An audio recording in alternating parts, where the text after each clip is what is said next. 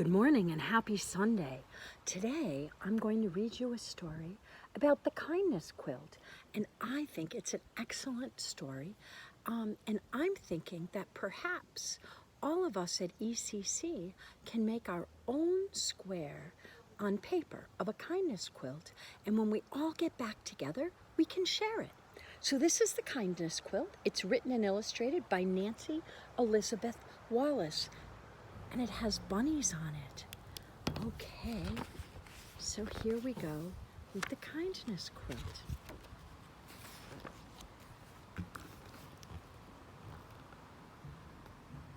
One Friday at Sharing Circle, Minna helped Mrs. Bloom hold up a large green book. "I love stories," Minna said. "I do too," said Mrs. Bloom. "I'm going to read an Aesop's fable." Mrs. Bloom began reading. The story was The Lion and the Mouse. Long ago, a tiny mouse was scrambling through the jungle. By and by, he came upon a great lion snoozing in the tall grass. The mouse was feeling playful, so he plucked a blade of grass and he tickled the lion's nose. "Roar!" roared the lion, grabbing the little mouse in his huge padded paw. "What is this? An afternoon snack?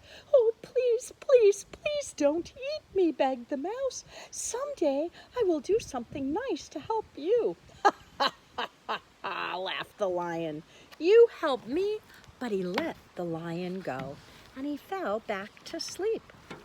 A few weeks later, the mouse was scurrying home when he heard a terrible roar.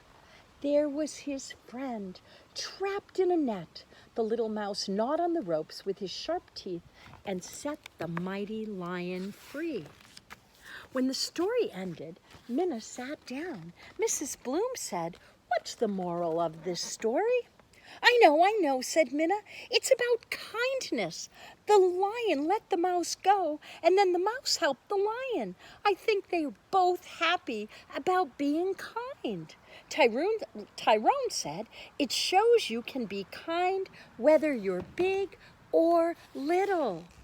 Lindsay said, "We should try to do something kind every day."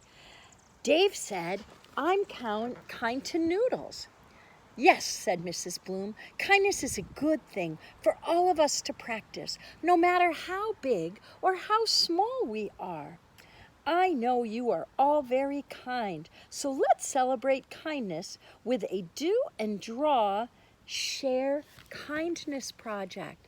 I bet Miss Debbie would love it if we were able to make our own kindness sheets and see how they spread. That night, Minna told Mom and Dad and Pip, "Mrs. Bloom wants us to do something kind and then to make a picture of it. And we'll bring the picture to school to share. It's a kindness project." "That's a wonderful idea," said Mom. "But," said Minna, "I'm not sure what to do."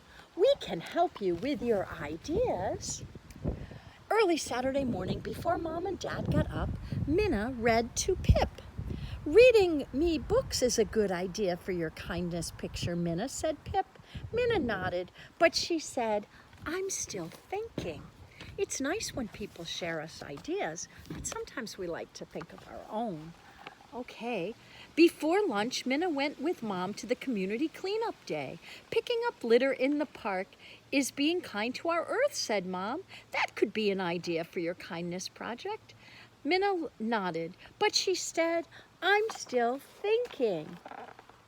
Later in the afternoon, Mom and Dad cooked creamy carrot soup for supper. Minna took a big jar to their neighbors.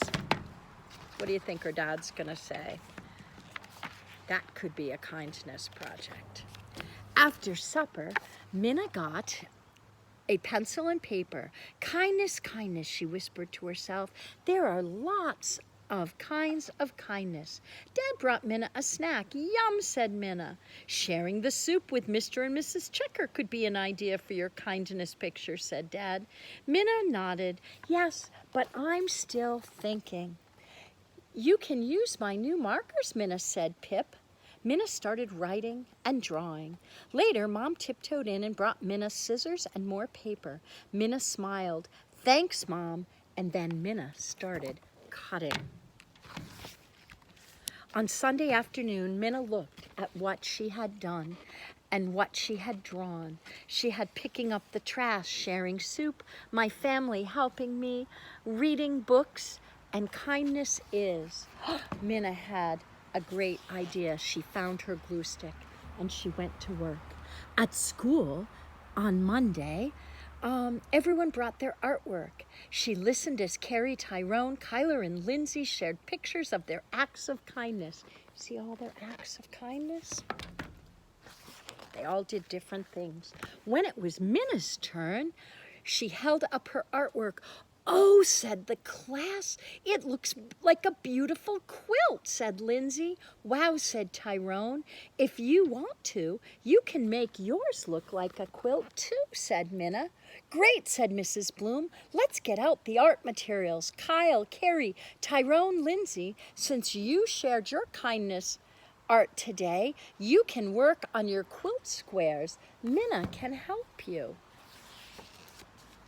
They cut and they glued and they taped their acts of kindness together.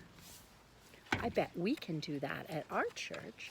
Mrs. Bloom held the paper quilt on the small bulletin board.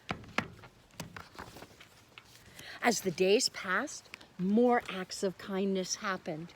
Maya sent a card. Esteban helped his neighbor. Iman held a door open. Dave took care of Noodles, and the kindness quilt grew until it overflowed the small bulletin board. Mrs. Bloom and the children had to move it to the big bulletin board.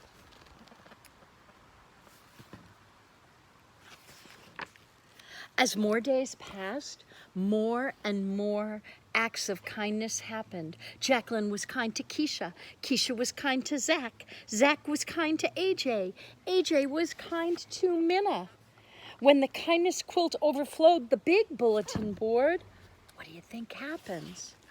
Mr. Cooper helped them hang it on the long wall in the hall. Look at that. I bet we could find a long wall somewhere at church to do it. Soon, other classes joined in, and the kindness kept growing and growing and growing. And that's the end of that story. I think it's a wonderful story. And it goes to show how something very small can end up being something very big. So I challenge each of you in the time that we're not meeting at church to see if you can make a square for a kindness quilt. And I'll talk to Miss Debbie and Sherry and see if we can put one together too. Stay tuned for more information. Have a wonderful Sunday. Bye.